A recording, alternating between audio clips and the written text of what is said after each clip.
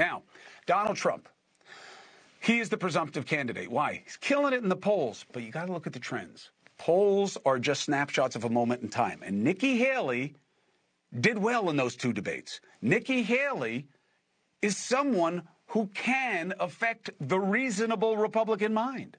She's knocked DeSantis out of the way, at least for now, which makes her the main rival, but she's not getting a lot of love. One reason is she doesn't do a lot of TV.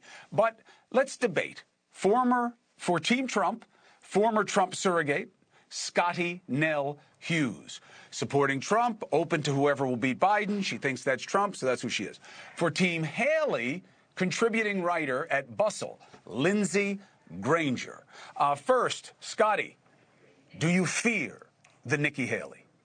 I don't fear the Nikki Haley. In fact, I think it's great that her polls have actually surged. It shows right now actually the divide that's happening in the Republican Party is actually growing even more than before, because Ron DeSantis and Donald Trump were the same on a lot of issues. In fact, those at the top were. Now what you're seeing is even more of a divide, which actually helps conservative voters, because you cannot look at how Donald Trump feels on international policy and Nikki Haley. They're complete polar opposites. Despite Nikki Haley being the UN ambassador for Donald Trump, they actually don't agree on much on international ranks. So this is actually good for Republican voters, because it actually shows the separation and shows where the actual strength in the Republican Party voter actually lies.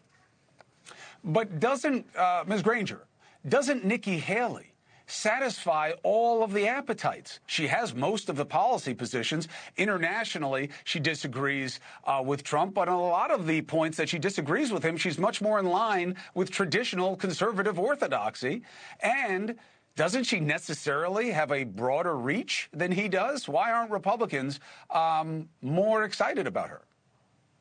Well, I think it takes time. I think when we look at polling and what the numbers said, even if you look at Hillary Clinton versus Trump, all the polls said that Hillary would win the election and she didn't. So we have to slowly watch these and see what the outcome will be. But I'm happy that Nikki is finally getting her just due and rising in the polls, because 3/4 of Americans don't want to see a rematch between Biden and Trump. And that's just the hard fact.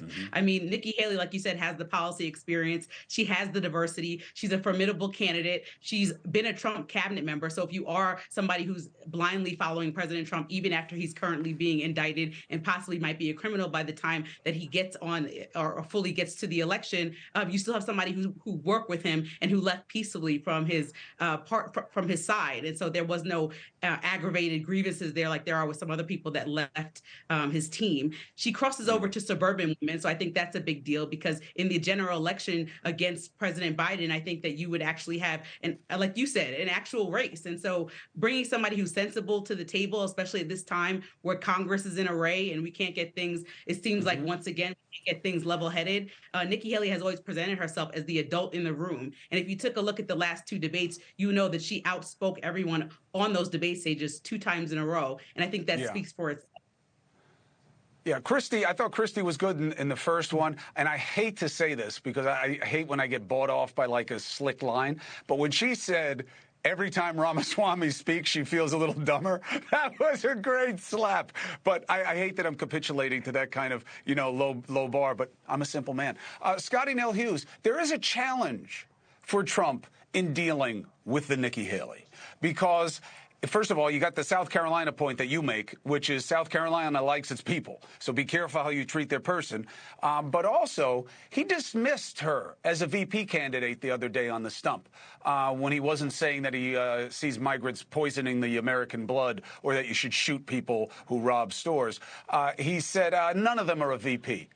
Is he going too fast in dismissing Nikki Haley? Well, there's two things he has to be careful with in dealing with Nikki Haley. One is the fact that she does have a great immigrant story with her family, and that is actually something that should be celebrated. And so she has that in her corner. And two, she's a woman. And in a party that's had problems with getting females out there to vote, to pull the lever for a Republican, this is a great thing. However, I'm going to disagree with you. One of the main issues right now that I think a lot of conservative grassroots are looking at is this chance of possibly going toward the neocons within the Republican Party, which is exactly who Nikki Haley is. And she has shown that time and time again. But with South Carolina being such a big part of the Republican presidential process, it's important that Donald Trump, even though he's never held his tongue yet, but that he doesn't necessarily insult somebody like Nikki Haley from South Carolina. It would be real interesting to see if he turns around and picks Tim Scott as his vice president. Instead, you still get the South Carolina vote in that range.